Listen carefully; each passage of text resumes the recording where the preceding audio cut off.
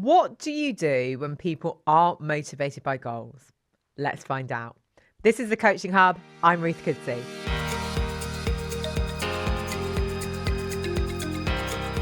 So we have this idea, and I think when I first did some coach training, one of the instructors said, a coaching conversation needs a goal or it's not a coaching conversation. And I think that language is infiltrated a lot of coaching. And the thing is that only about 20% of people are motivated by goals. So if we are only having coaching conversations around goals, we're missing 80% of people. But equally, that goal-led, performance-based coaching can feel very transactional. What's your goal? I disagree with needing this. I think that actually when we're coaching people, it's about a much more holistic approach. Now, of course, we need to have a topic or a direction. There does need to be some kind of purpose of the conversation. So instead of thinking about goal, I would be asking, why is the person sitting in front of you having coaching? What is it that is most useful for them to talk about? So again, we're changing that language and we're changing that focus. So it's much more about the person rather than you want to run 500 meters in however long, or you want to do a presentation. Actually, if we're thinking that coaching is, as the International Coaching Federation or the ICF say, a creative and thought-provoking process that drives personal and professional growth, it doesn't mention a goal. So what we're thinking about is actually what is most useful for the client in this session to drive their personal and professional growth. So let's instead create a space where we can explore what that is, where we can help the client to really connect in with what is meaningful for them. Because everybody makes meaning in different ways in their brain with their neural pathways. So what we're wanting to do is help our clients to understand themselves better and to work with things that motivate them. So we've got two different types of motivation. Extrinsic motivation, where we're motivated by something outside of us. And that can be really powerful.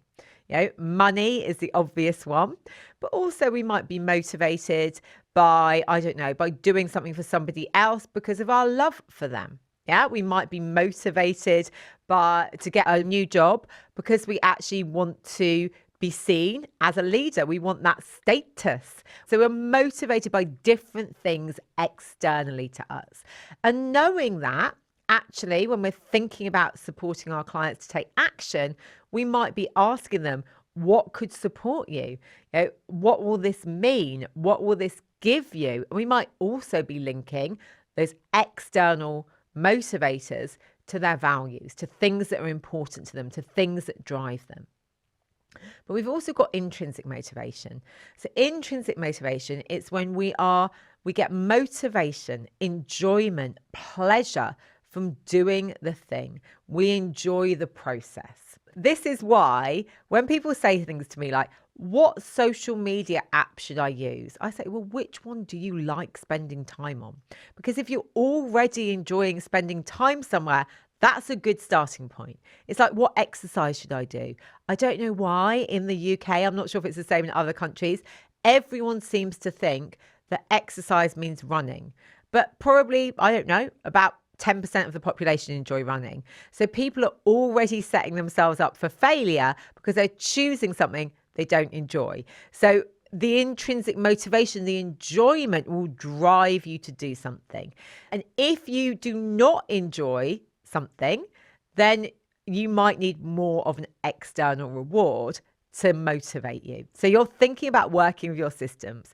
So identifying with a client, where do they feel most motivated? Another question, if you don't like motivation, is what energizes you?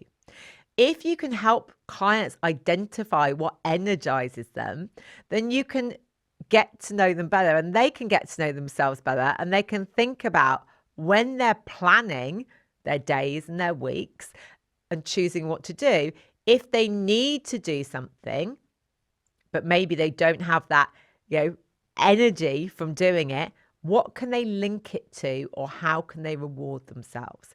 So we're looking at energises. We're looking at that intrinsic motivation or drive. So they're starting to think about what supports them. When we're thinking about drive, we move towards things that we think will give us a good outcome, or dopamine.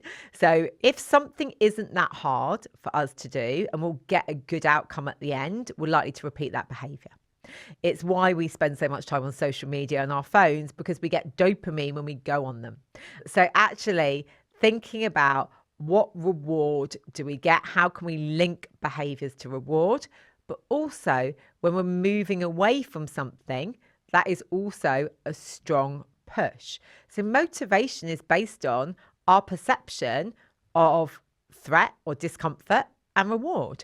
And so actually helping clients to think about, like, what is driving you? Like, what is your purpose? What is important to you? Like your values, around this topic. And then what would success look like? And this is where visioning and vision can be really, really powerful. So actually helping people to consider who they want to become. We can use images or metaphors. There's been some great research where they've used leadership metaphors and images. So looking at where they currently are, where they want to be at the end of coaching, and those can be a guide. So rather than having a goal, we've got an image. There's some great ones that I've seen, like, somebody had swimming in shark infested waters when they started, and at the end, swimming collaboratively with others in the blue ocean, all clear, no sharks, going from driving the train to actually being the conductor. So not having to be so much in the doing. So it might be that rather than a traditional goal, you're using an image, or you're really getting people to consider who they want to become. And then that is their kind of guiding star or North Star. So thinking about, how do I help my clients really connect in with what is important to them, what success looks like, what growth looks like personally or professionally, and that can be the driver rather than I need to do this by X date.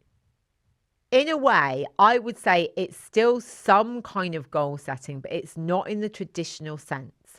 Traditionally, we look at SMART goals or performance-based goals, which are we can or we can't. But actually, what we're really doing is supporting people to have more mastery-based approaches. So they're thinking about that growth arc. Who do they want to become?